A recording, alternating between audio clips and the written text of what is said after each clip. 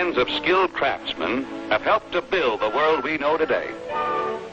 A world of towering steel, of giant airplanes, fast-moving transportation, a world of mechanical wonders, products of fine craftsmanship whose origin lies in the proper use of simple hand tools.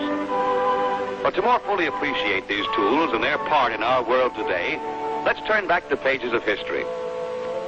60 or 70,000 years ago, long before the beginning of civilization, our primitive ancestors lived in caves, and we today might also be living in caves, except for a certain event that took place within the gloomy depths of this long-forgotten cavern.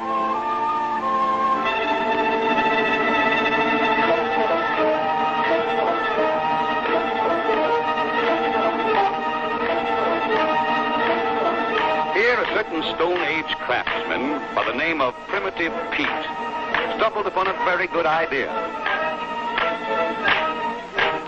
He suddenly realized that by fastening a stick to a rock, like this, he could extend the length of his arm, like this, and thereby greatly increase the force of his blow, like this. Thus was born the world's first practical hand tool. Oh, did we say practical?